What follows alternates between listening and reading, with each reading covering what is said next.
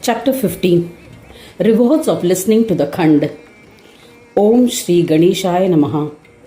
Daksha said to Mudgalacharya, non-yogis cannot visualize the form of Ganesha that is visualized by yogis during meditation.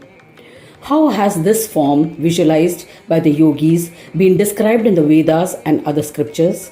O eminent Guru, please clarify this doubt.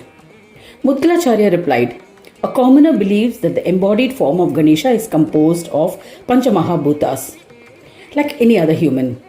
O Daksha, this is because they are unable to visualize with clarity the Yoga Maya and Yogakara forms of Ganesha in their hearts.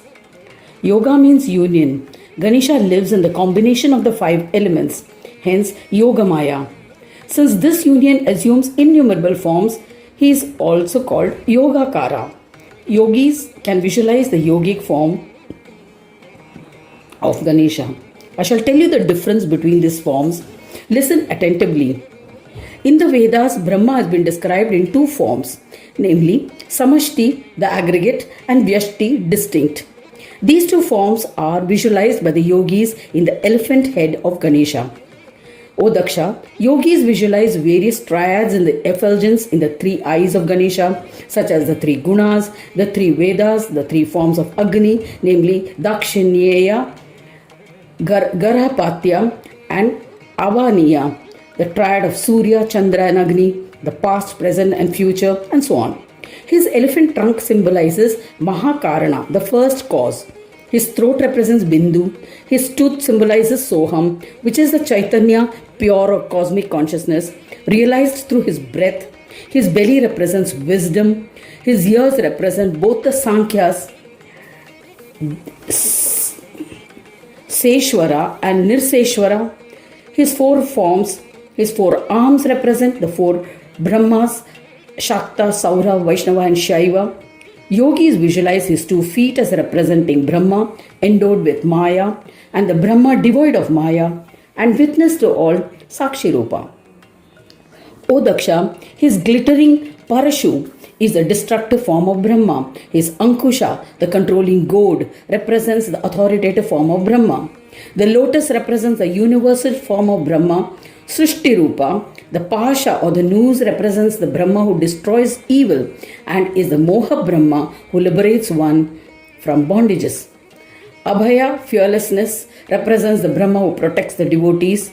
Yogis believe that the Brahma who bestows fulfillment of desires to the Sakama devotees, those who have desires, is the Kamada Brahma. Chintamani is a precious gem which represents enjoyments and liberation. Chandra, the crescent moon, represents the eternal effulgence of the Amrita Brahma. The supreme Brahma, named Swananda, is the place of residence of the Lord Ikshasagara, is the Brahma of nectar. Buddhi is endowed with the 5 aspects of Chitta, and Siddhi is the one who creates the illusion of prosperity. Yogis perceive them through yoga as the 2 Mayas. His Mount Mushaka is Vyapaka Brahma. His chest and back represent Dharma and Adharma, respectively. His 2 sides represents auspiciousness and inauspiciousness. His hair is medicinal. O Prajapati, the blinking of his eyelids is indicative of the beginning and end of a kalpa. Laksha and Labha are his 2 sons who facilitate all the actions.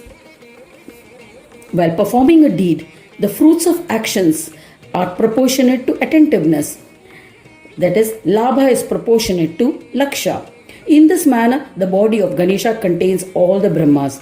That is why Ganadhyaksha is called Brahmanaspati.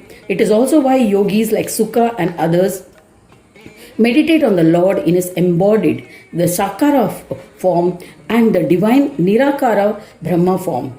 The embodied form from the feet to his neck is his Saguna form, and his elephant head is his Nirguna form without attributes. Wise Pandits say that the form of Gajanana is formed in this manner by the union of Saguna and Nirguna forms. O Vidhi, the Vedas have said that the form on which yogis need to meditate is the yogic form of Ganesha.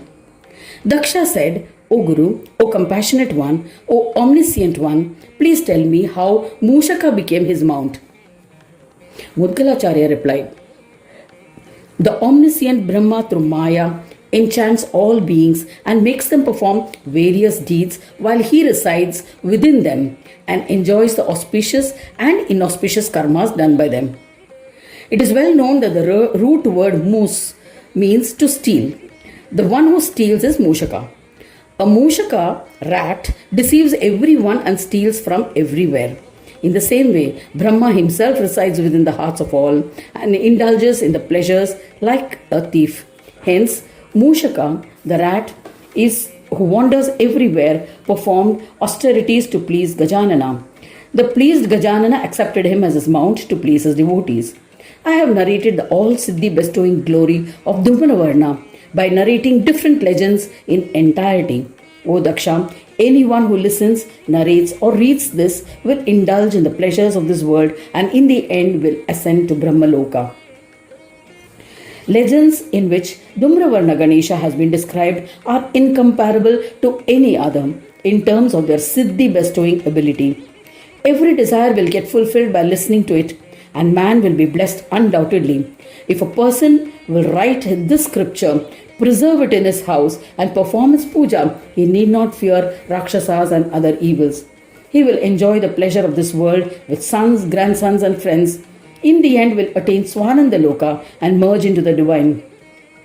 Reading or listening to this section dedicated to Dhumravarna Ganesha, one will be blessed with the 4 Purusharthas, namely Dharma, wealth, desire fulfillment, and liberation. Undoubtedly, one will be blessed with all the rewards that one gets by visiting the Tirtha Kshetra and observing austerities by reading of this section of the Purana.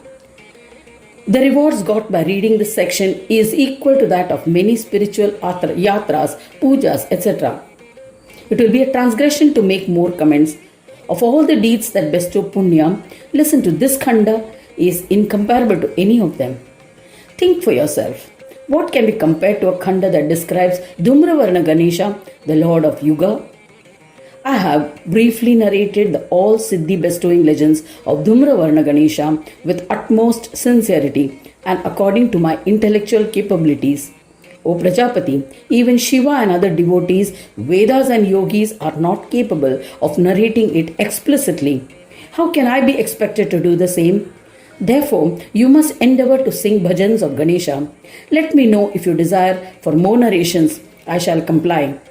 Sutta continued the narration saying that Mahayogi Mudgalacharya observed silence after concluding this discourse. Daksha was extremely pleased, offered pranams. O Mahamuni, I have narrated to you the fascinating and Siddhi bestowing legends that Mudgalacharya had narrated to Daksha. I have listened to them. What more do you desire to listen to? Thus ends the 50th chapter titled Rewards of Listening to the Khand. 8th Khand of the Purana Upanishad, Srimad Mudgal Puran, describing the legends of Dhumravarna, dedicated to Sri Gajanana. End of chapter 50. Conclusion of Khand 8.